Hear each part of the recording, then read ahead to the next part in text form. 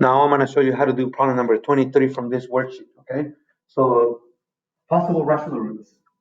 We need to find all the possible rational roots. First thing that you do is that in this particular problem, we need to understand that all of these have an x in common.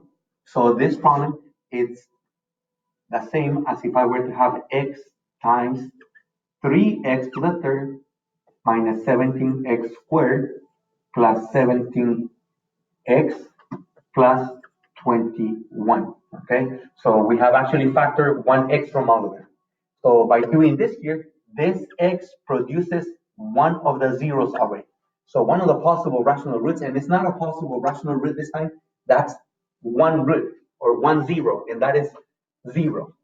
Now this piece that we have here, if we just concentrate on 3x cubed minus 17x squared plus 17x plus 21, this will produce all the other possible rational roots. So factor 21 first.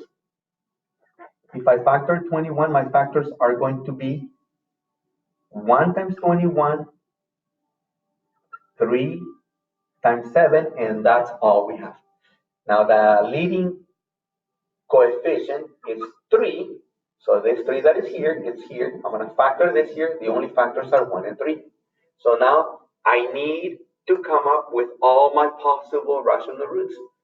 You get one of these factors and one factor from here. So I'm going to have 1 over 1, and I'm going to have 1 over 3 because this time we have two factors here. And I'm going to have 3 over 1, and then I'm going to have 3 over 3. I'm also going to have 7. I was going to go to 21, but 7 over 1 and 7 over 3. Finally, we have 21 over 1 and 21 over 3. If you simplify all of this here, you're going to have 1 over 1 is 1. So now I'm going to simplify this here. That's going to be, it's going to stay as 1/3. 3 over 1 is 3. 1. 7 over 1 is 7. 7 over 3. 21, and 21 over 3 just becomes 7. So I'm only going to write the ones that do not repeat with a plus and a minus. So 1 is going to have a plus or minus 1. Then I have plus or minus 1/3. I'm going to separate the fractions, plus or minus 1/3. And then I'm going to have plus or minus 3. Then this 1 is already written here, so I don't need it. Then I'm going to do plus or minus 7, plus or minus 7 over 3, and plus or minus 21, and 7, I already have it there. So these are all of my possible rational roots. That's half of the problem already. Now I'm going to get ready to find the actual roots. How do we find the actual roots? The actual zeros. What are the numbers that make the whole equation equal to 0? Well, we already said before, we were saying that this problem in its factor form looks like this.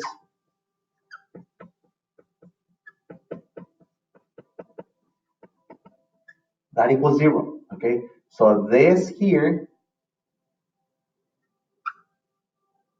this is the equation that we want to solve, that we want to find its zeros. Well, this x produces already one of the zeros. That will be one of them. 0 makes the whole thing equal to 0 by putting it in here. The others are hiding in here, and we know that we have a maximum of 3 more. So we need to find them. So I'm going to check first. I'm going to check the positive one. And I'm going to concentrate only on this polynomial. My coefficients are the ones that I'm going to write. 3 for x cubed, negative 17 for x squared, positive 17 for x, and 21 as the constant. Drop down the 3 first. 1 times 3 gives you 3. Combine this gives you negative 14. 1 times negative 14 produces negative 14. Combine this gives you positive 3. 1 times 3 gives you 3. And now the remainder is 24. So this is telling us that x equals 1 does not work. We can throw it out already.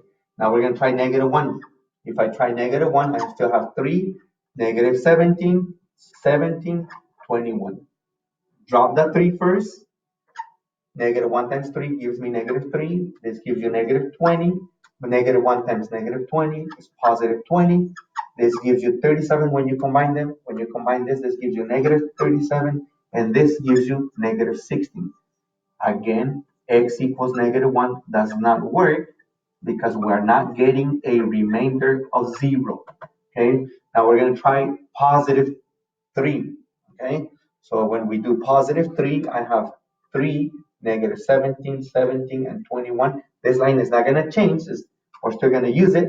So drop the 3. 3 times 3 is 9. This gives you -8. 3 times -8 is -24. When we combine this here, this gives you -7. 3 times -7 produces -21. And wow, we have a remainder of 0. So this is telling us that x equals 3 is a 0. It works in the function. This is a 0. This is one of the zeros that we were looking for. And it can already be added to our list. X equals 3 also works. Now, the other two that we have left to find, because this started with an exponent of 4, now we have 2 hiding in here. So this is an equation that looks like this. Now we need to check and see if this is factorable. So we need to check and see if this particular trinomial is factorable. I was already checking it here on the side, and I did the box this time because we don't have a 1 here. We got to multiply 3 and -7. That produces -21. These are the possible factors, and one of them has to be negative. So when you combine those, none of them produce -8. Therefore, we know that this trinomial is not factorable. At this point, we have another option. We can use the quadratic formula. In order for you to use the quadratic formula, you need to know what's A, B, and C. Those are the leading coefficients or the coefficients of each of the terms, including the constant, and put it in the quadratic formula. Now I have negative or substituted in the quadratic formula. B is 8 plus or minus. This time I have this. A is 3, C is -7, and all of this is divided by 2 times A, which in this case is 3. If I simplify this, this is -8 plus or minus 64. When you multiply all of that, that gives you positive. So 4 times 3 is 12. 12 times 7, it's 80. 2 times 3 is 6.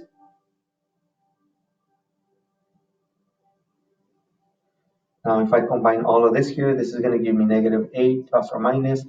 Instead of the square root, I'm going to have 8. 6 plus 8 gives you 14. 148 divided by 6. We need to simplify 148. When you simplify the square root of 148, I did that work for you here. So that gives you 2 square root of 37. So this problem here now looks like this here. This is -8 plus or minus 2 square root of 37 is the same as the square root of 148 over 6. We need to check and see if all these three numbers that are here, not the radical, but all these three numbers are if they are divisible by something. They're even numbers.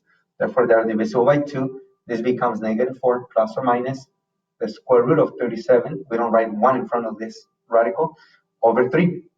So here we have the other two values for x that will make the whole equation into 0. I'm going to separate them. I'm going to put x equals -4 plus the square root of 37 over 3. And we also have x equals -4 minus the square root of 37 over 3. This concludes how to find the actual zeros as well as the possible rational roots for a function like this here.